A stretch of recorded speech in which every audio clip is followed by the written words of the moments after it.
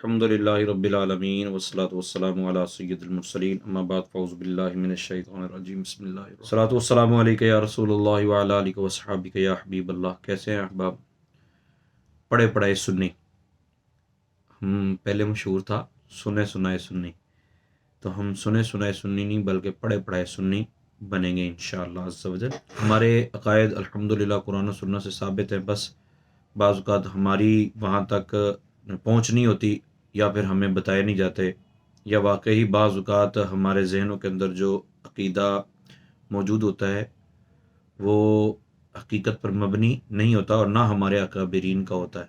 बस हमने इधर उधर से सुन के ज़हन बना लिया होता है, तो हमने पढ़ा पढ़ाया सुन्नी बनना है।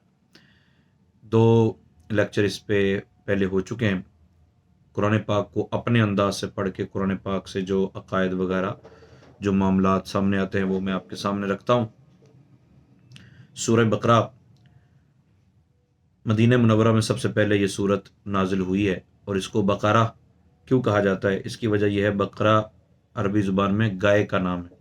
और इस सूरत के 8वें और 9वें रुकू की आयत नंबर 67 से लेकर 73 यानी 73 तक बनी इसराइल की एक गाय का वाक़या जो अल्लाह के एक प्यारे की थी, तो उसी बिना पर इस सूरत का नाम सूरह बकरा है। नबी पाक सल्लल्लाहु ताला अलैहि वसल्लम का इरशाद गिरामी है, कुरान पाक की तिलावत किया करो क्योंकि वो क़यामत के दिन अपनी तिलावत करने वालों की शफ़ाअत करेगा। और 2 रोशन सूरतें यानी सूरह बकरा और सूरह आले इमरान पढ़ा करो क्योंकि ये दोनों क़यामत के दिन इस तरह आएंगी जिस तरह 2 बादल हों या 2 साहिबान हों या 2 उड़ते हुए परिंदों की कितारें हों, और ये दोनों सूरतें अपने पढ़ने वालों की शफाअत करेंगी। और रसूल पाक सल्लल्लाहु अलैहि वसल्लम ने फिर फरमाया सूरह बकरा पढ़ा करो क्योंकि इसको पढ़ते रहने में बरकत है और ना पढ़ने में सवाब से महरूम रह जाने पर हसरत है, और जादूगर इसका मुकाबला करने की ताकत नहीं रखते। हज़रत अबू मसूद रदी अल्लाह ताला अन्हु से रिवायत है, नबी पाक सल्लल्लाहु अलैहि वसल्लम ने इरशाद फरमाया, जो शख्स रात को सूरह बकरा की आखिरी 2 आयतें पढ़ लेगा तो वो इसे नागहानी मसाइब यानी अचानक आ जाने वाली जो मुसीबतें उनसे काफ़ी हो जाएंगी। आखिरी 2 आयतें तो कुरान पाक पढ़ना चाहिए। सूरह बकरा की मैंने आपको अर्ज़ कर दी कि ये अल्लाह के एक प्यारे की गाय पर इसका नाम रखा गया है। अल्लाह ताला को अपने प्यारे बड़े ही पसंद हैं। बस कुछ जानवर अब पैदा हो गए हैं जिनको अल्लाह ताला के प्यारों से इतनी चिढ़ है कि वो अपनी चिढ़ भी अपनी जो ज़ाती हसद की आग है वो भी इस अंदाज से पेश करते हैं कि अल्लाह ताला की तौहीद की आड़ लेते हैं, कि अल्लाह ताला की तौहीद को यूँ बयान करते हैं कि अल्लाह की तौहीद ये है कि जितनी बकिया अल्लाह की मखलूक की तजलील करते चले जाएंगे उतनी अल्लाह ताला की तौहीद बढ़ती चली जाएगी। हालांकि ये बात दुरुस्त नहीं है। अल्लाह ताला के प्यारों का जिक्र करना, अल्लाह ताला के प्यारों को याद करना और फिर ये उनके करामात बयान करके, अंबिया के मोइज़ात बयान करके ये बताना कि जो इतनी शान व अज़मत दुनिया में रखते हैं उनका खालिक और मालिक कौन है, ये असल तौहीद है। तौहीद को हमने और अंदाज से समझा है।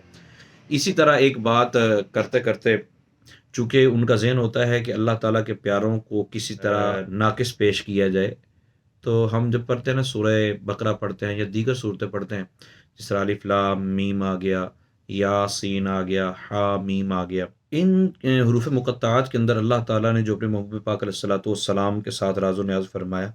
अच्छा, कुछ लोग कुरान पाक की आड़ लेकर या बाज़ हदीसों की आड़ लेकर पता है कहते हैं, वो कहते हैं कि इसका इल्म किसी के पास नहीं है, लिहाजा किसी के पास नहीं है का मतलब ये है कि अल्लाह के नबी को भी नहीं पता, क्योंकि उनका मशगला ये होता है किसी न किसी तरीके से माअज़ल्लाह माअज़ल्लाह माअज़ल्लाह नबी को जाहिल साबित किया जाए।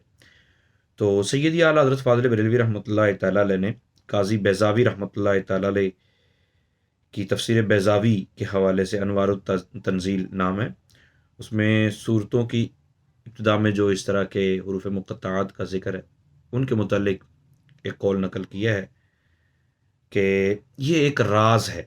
हुरूफ मुक़त्ताआत एक राज है जिसे अल्लाह ताला ने अपने इल्म के साथ मखसूस फरमाया है। और मखसूस का मतलब क्या है? मखसूस का मतलब ये है कि अल्लाह ताला ने ये राज अपने महबूब पाक अलैहिस्सलातु वस्सलाम के अलावा किसी को नहीं दिया। अब ये अगर कहा जाए कि अल्लाह ने नबी को भी नहीं दिया, तो फिर कुरान पाक में इन अल्फाज का होना, इन कलिमात का होना, اس کلام کا ہونا یہ مفید نہیں ہے۔ تو قرآن پاک میں کوئی چیز بھی مطلب غیر مفید نہیں ہے، عبث بیکار نہیں ہے۔ یہ اسرار و رموز ہیں ایک دوسرے کو سمجھانے کے لیے، مخلوق کو سمجھانے کے لیے نہیں۔ اللہ تعالیٰ نے اپنے پیارے محبوب پاک علیہ الصلوۃ والسلام کو ان کا علم عطا فرمایا ہے اور دوسروں کو اس سے نابلد رکھا ہے، دوسروں کو اس کا علم نہیں ہے۔ اور اگر ہم یہ کہہ دیں کہ نبی پاک صلی اللہ علیہ وسلم کو بھی نہیں ہے، تو پھر قرآن پاک میں کسی ایسی چیز کا ہونا لازم آئے گا جس کا کوئی فائدہ نہیں ہے، اور قرآن پاک میں کوئی چیز بے فائدہ موجود نہیں۔ اچھا، آگے میں پڑھ رہا تھا تو پڑھتے پڑھتے میرے سامنے ہے الذین یؤمنون بالغیب، کہ وہ لوگ جو غیب پر ایمان کی متقین کی نشانی یہ ہے کہ جو غیب پر ایمان رکھتے ہیں۔ تو غیب سے میرے ذہن میں آیا کہ ہم لوگ جب بیان کرتے ہیں نا کہ رسول پاک صلی اللہ تعالی وسلم نے یہ ارشاد فرمایا، وہ ارشاد فرمایا، سرکار نے یہ بھی بات بتا دی، وہ بات بھی بتا دی، تو ہمارے کچھ احباب ہمیں کہتے ہیں کہ دیکھو 70 قاری شہید ہوئے، نبی کو پتہ ہوتا تو 70 قاری کیوں شہید ہوتے؟ رسول پاک صلی اللہ علیہ وسلم کی زوجہ پر تہمت لگی، اگر نبی کو پتہ ہوتا تو کیوں خاموش رہتے، کیوں پریشان رہتے؟ تو اس حوالے سے میں تفصیل میں نہیں جاؤں گا، میں صرف اتنا عرض کروں گا کہ 2-4 باتیں آپ کو یاد ہیں، ٹھیک ہے، لیکن آپ نے قرآن پاک کی دیگر آیات کی طرف غور نہیں کیا، احادیث کی دیگر جو روایات ہیں ان پر آپ نے غور نہیں کیا۔ میں آپ کو سمپل یہ عرض کر دوں کہ غیب کہتے کسے ہیں؟ غیب وہ ہے جو ہم سے پوشیدہ ہو، نہ آنکھ سے دیکھ سکیں، نہ کان سے سن سکیں، زبان سے چکھ نہ سکیں، ناک سے سونگھ نہ سکیں، ہاتھ سے چھو نہ سکیں، اور کسی دنیاوی ذریعے سے اس کی معلومات نہ مل سکیں، عقل سے اس کو نہ پہچانا جا سکتا ہو، تو وہ غیب ہے۔ اچھا، یہ غیب ہم سے ہے، نہ کہ نبی پاک صلی اللہ علیہ وسلم سے، نہ کہ اللہ تعالیٰ سے۔ ہم سے جو غیب ہے وہ اللہ تعالیٰ جانتا ہے اور بغیر کسی کے بتائے جانتا ہے، لہٰذا اللہ عالم الغیب ہے، اور نبی پاک صلی اللہ تعالیٰ علیہ وسلم اللہ تعالیٰ کی عطا سے جانتے ہیں۔ نبی پاک صلی اللہ تعالیٰ علیہ وسلم کے غلام اللہ تعالیٰ کے پیارے اللہ کی عطا سے جانتے ہیں، نبی پاک صلی اللہ علیہ وسلم کے وسیلے سے جانتے ہیں، تو ان کو علم غیب ہے اور اللہ تعالیٰ کی عطا سے ہے۔ تو غیب کی ہوتی ہے 2 قسمیں۔ اگر کوئی یہ کہتا ہے نا کہ غیب جی وہ ہے جب نبی پاک صلی اللہ علیہ وسلم کو پتہ چل گیا تو پھر غیب کا ہے کرا، کیونکہ یہ بھی اعتراض ہوتا ہے، جب نبی کو پتہ چل گیا تو پھر غیب تو نہ رہا۔ تو میرے پیارے بھائی، اگر نبی کو پتہ چل گیا وہ غیب نہیں رہا، تو اس کا مطلب یہ ہوا کہ جس چیز کا پتہ ہو وہ غیب نہیں ہوتی۔ تو مجھے بتاؤ اللہ تعالیٰ کو کوئی ایسی چیز ہے جس کا پتہ نہ ہو؟ یقیناً آپ کا جواب ہوگا کہ نہیں، ایسی کوئی چیز نہیں ہے جس کا اللہ کو پتہ نہ ہو۔ تو اللہ تعالیٰ کے سامنے تو ہر چیز ہے، تو پھر اللہ تعالیٰ کو علم غیب کیسے ہے؟ میرے بیوقوف بھائی، اصل مسئلہ یہ ہے کہ ہم سے جو چیز غیب ہے اللہ تعالیٰ اس کو جانتا ہے، لہٰذا اللہ عالم الغیب ہے اور وہ کسی کا محتاج نہیں، اس کے پاس سارا علم اپنا ہے، اور اللہ تعالیٰ کی عطا سے اس کے محبوب جانتے ہیں، لہٰذا اس کے محبوب کو علم غیب۔ تو غیب کی 2 قسمیں میں عرض کرنے لگا تھا۔